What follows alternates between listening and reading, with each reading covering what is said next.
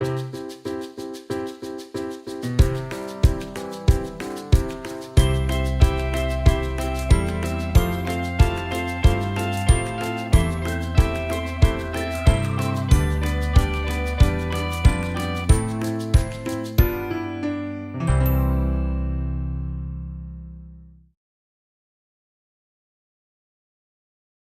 à tous, c'est Sylvain Joannette de SLJC Électronique à Saint-Sauveur.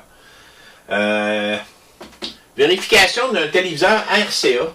Le modèle, là, c'est un RLCD V3280. Non, 3282A-B. Il faut être dur à retenir un petit peu en ça. Un téléviseur cristaux liquide. La cliente me l'a apporté parce que elle est dure à allumer. Des fois, il faut qu'elle se reprenne 2-3 fois, puis là, à un moment donné, elle allume. C'est un bon signe, ça, d'un problème de condensateur à l'intérieur. Ils ont de la misère à charger. Donc, je prendrai même pas le temps. Ben, je vais l'essayer. Je vais l'essayer tant qu'à l'avoir. Elle est branchée. Là. Je vais la brancher. Là. Et voilà.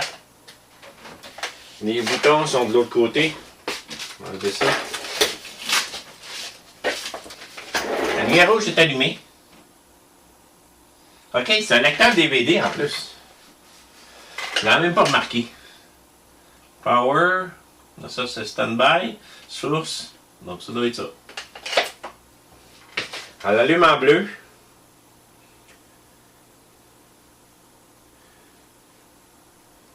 Là, il vient d'allumer.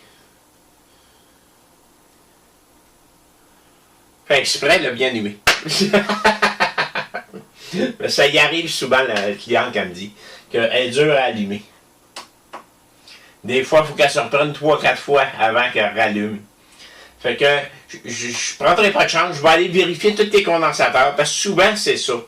C'est une histoire de condensateur qui commence à être en fin de vie. J'ai réparé un écran il n'y a pas longtemps. Elle vient de faire ça, là. Elle a allumé, elle a arrêté tout de suite. Je rallume.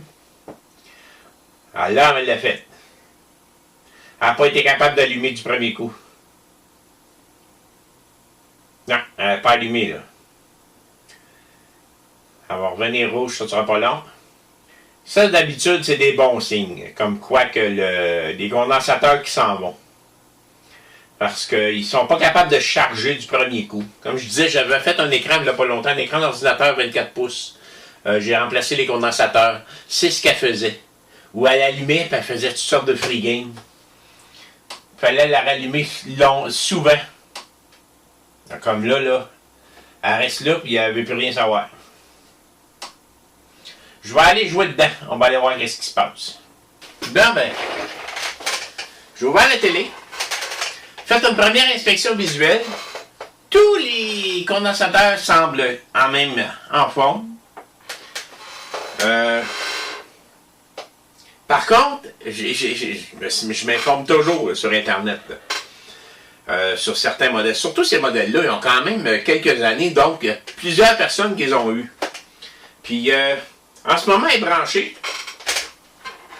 Puis, j'ai dit, si je viens pousser sur le processeur central ici, puis que j'allume la télé, elle vient d'allumer. Je vais pousser dessus. On appelle ça, la vraie job là-dessus, il faudrait que je fasse ce qu'on appelle un reballs.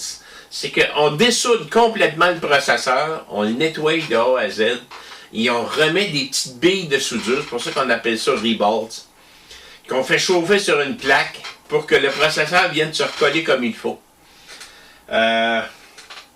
C'est sûr et certain que sur un téléviseur comme ça, ça ne vaut pas la peine. Par contre, ce que je peux faire, c'est de chauffer le processeur. Le chauffer pour faire en sorte que les soudures viennent se refaire. Parce qu'à la longue, les soudures, ils viennent qu'il y a des petits sillons, des craquelures dedans. Puis ça vient que ça crée un mauvais contact. Donc si je repèse dessus pour le fun. Ça crée un mauvais contact. Puis là, la télévision a de la misère à allumer. Je veux juste m'assurer que c'est ça. Parce que tantôt, elle me l'a fait une couple de fois. Ouais, la première chose que je vais faire, ça va être vraiment de chauffer le chip ici. Parce que ça a l'air d'être vraiment intermittent. Puis quand c'est intermittent, là, c'est pas évident. Fait que, on va commencer avec ça. Bon, ben finalement, j'ai chauffé à 390 degrés mon processeur ici. J'ai rebranché tout comme il faut.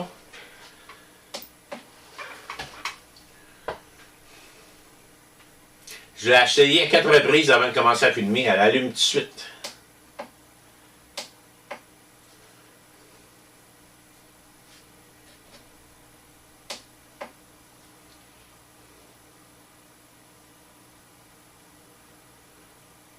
Il semblerait que c'était juste ça, hein? C'est vraiment ça. C'est qu'à la longue, avec le temps, les soudures entour des circuits, des puces comme ça, craquent. Je n'ai fait une dernièrement. Je l'avais juste chauffé au début un peu. Elle avait duré un certain temps. Le deuxième coup, j'ai mis carrément le circuit dans le fourneau à 380 degrés. Pendant 10 minutes, je l'ai laissé refroidir dans le fourneau. Quand il était prêt, j'ai remis dans la télé. Jusqu'à maintenant, je n'ai pas réentendu parler. Celle-ci, ici, je viens de le chauffer à 390, puis je l'ai chauffé beaucoup pour que les soudures vraiment reprennent en dessous. Puis si je l'allume, je l'essaye à plusieurs reprises. Elle rallume beaucoup plus vite aussi que tantôt.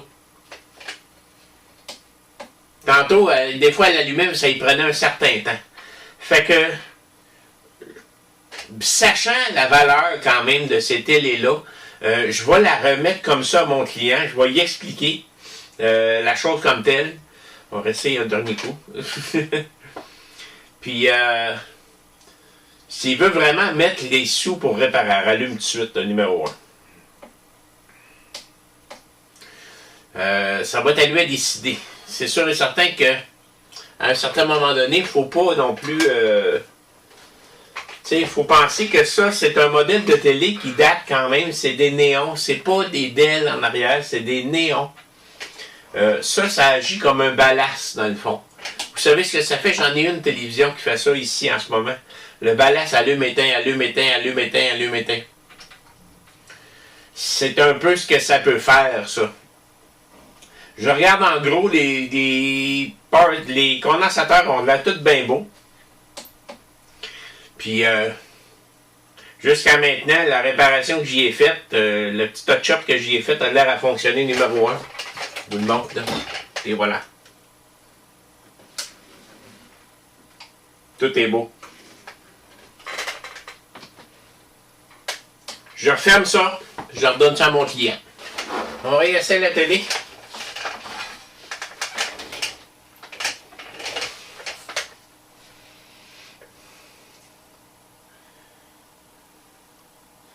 Et voilà.